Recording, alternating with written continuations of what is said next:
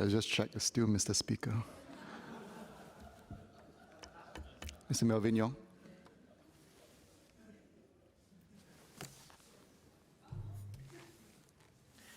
Mr. Speaker, Budget 2018 was presented as a strategic budget that is meant to guide Singapore as we transit into the next decade. But while we continue in our quest to peer into the crystal ball and try to divine the future, we must not forget that the bedrock of our industries, present and future, are our workers. My fellow Labour MPs have in turn argued for the various initiatives that the government should embark on to enable workers to take on the jobs of the future: low-wage workers, high-age workers, middle-income, middle-aged workers, PMEs, including freelancers. They have also highlighted the value that each of our workers bring to the table. However, we will need a fit and healthy workforce in order to be able to take on these jobs in the first place. Singapore is suffering from two worrying trends that will continue to have a profound impact on our labour force. First, we have a shrinking population. Our total fertility rate dipped to just 1.2 in 2016, despite having a relatively higher number of marriages and a slew of government incentives to encourage parenthood. Second, we have a rapidly aging population. A Business Times news report published late last year forecasted that 2018, this year, will see for the first time in our history the same percentage of those aged 65 years and above, matching those younger than 15 years old. Mr. Speaker, if we place these two trends together, it becomes obvious that our labour force is set to shrink, and each working adult will be expected to contribute more to support the older generation. Every worker is therefore a precious resource, and we must value the life of each and every worker. As many of us spend most of our waking hours at the workplace, we need to do more in terms of workplace safety and health to keep our precious resource safe and healthy. Let me first start with the need for safer workplaces. Earlier this month, the Ministry of Manpower reported that the number of workplace fatalities in 2017 had dropped to 42. This is the lowest figure in over a decade. This lowers our workplace fatality rate from 1.9 per 100,000 workers in 2014 to 1.2 in 2017. It is certainly encouraging to see that the sustained collective efforts by our tripartite partners to tackle workplace fatalities have borne some fruit. However, every death is a tragedy, and every accident is preventable. We must and we should do more to ensure that our workplaces are safer. One area that we can do better moving forward is to encourage better near-miss reporting so that we can reduce the occurrence of accidents. While workplace fatalities have decreased in 2017, MOM's report also showed that the number of workplace injury cases remain high. There were close to 12,500 workplace injury cases in 2017, with 574 workers sustaining serious injuries. This can be a worrying sign. Does it mean that the dip in fatal accidents was simply down to luck? A structured and well-participated near-miss reporting regime would help to better identify dangerous work conditions, and early interventions can help bring down accident rate. To make the next quantum leap in reducing workplace fatalities in the next decade, we will need bolder strategies to make workplace safety and health more pervasive in every workplace. During a recent tripartite study visit to Finland, we learned that Finland mandates that there must be one elected occupational safety and health representative in workplaces where there are at least 10 employees working regularly. This has helped Finland achieve a workplace fatality rate of below 1 per 100,000 workers. Should Singapore too have a mandatory WSH officer in every company? For a start, perhaps a more practical approach would be to make it compulsory for companies to appoint a WSH representative as part of the certification for BizSafe Level 3. There is currently no such provision for companies applying for BizSafe Level 3. For now, companies must appoint a risk management champion for BizSafe Level 2. With proper training, the role of these RMCs can be expanded to serve as WSH representatives. So while it is important to have preventive measures to mitigate workplace injuries, it is also equally important to help workers return to work in the unfortunate event of an accident at the workplace. This is where we can do more to improve the Return to Work program, which was recently started in November 2017. The RTW grant is currently restricted to small and medium enterprises. To promote and deepen the RTW culture, the government should consider extending the grant to large corporations too. In the event an injured worker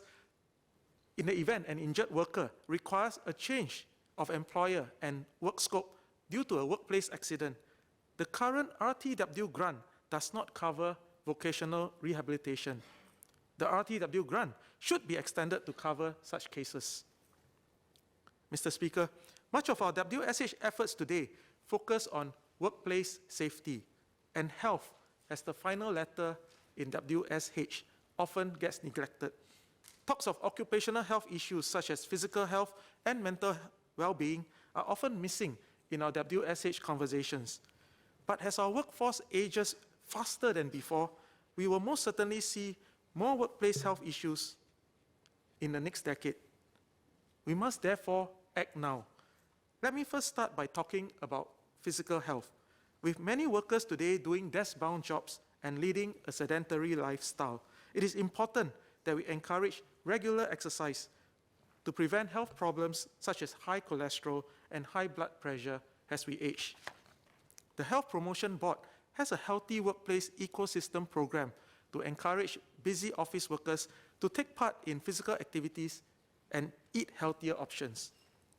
To date, there are 30 participating healthy workplace ecosystems, but more needs to be done to get more companies and employers on board to bring healthy lifestyle programs to our workplaces. It was announced recently that Singapore is one of the founding cities of the Active Citizens Worldwide project, which seeks to get people in cities more active. This is a good step forward, and I encourage Sport Singapore to partner the Health Promotion Board to create more workplace healthy lifestyle programs for our workers. Of course, a big part of being healthy means eating healthy. As we continue in our war against diabetes, we must do more to help shape the eating habits of Singaporeans and lower the barriers to healthy eating. In many of my union visits, I've seen many staff canteens at the workplaces. A good place to start would be to encourage these staff canteens to sell healthier food. We check on what food and drink are sold in school canteens to ensure that our children eat well in school. Perhaps it is time that we start a healthy canteen program at our workplaces to ensure that there are healthier food options at our staff canteens.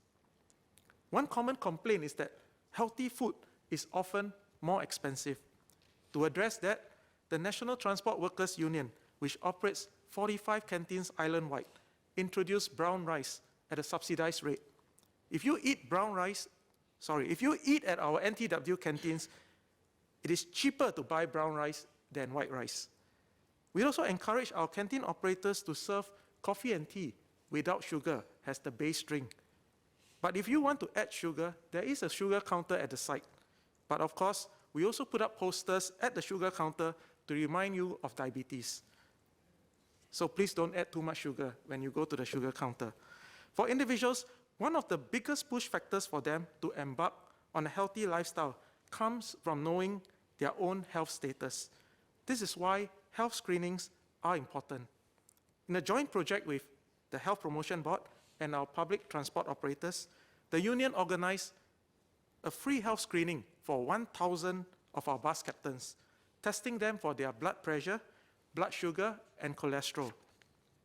Sadly, but not unexpected, 80% of the bus captains tested failed at least one of the 3 health indicators. And surprisingly, 80% of these bus captains who had issues with their health were doing a health screening for their first time. What is heartening to note is that after going through a period of health coaching, a third of these bus captains managed to achieve a pass in all 3 health indicators after 6 months. This shows the importance of early detection and early intervention. I therefore urge all employers to make free annual health screening a norm in their staff welfare benefits.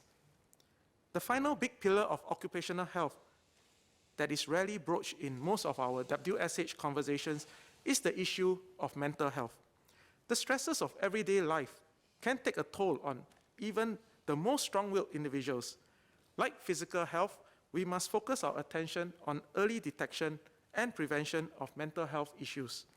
A study was recently launched by the Institute of Mental Health and the NUS School of Public Health to examine the association between physical health and mental health, with the results expected to be released in 2021.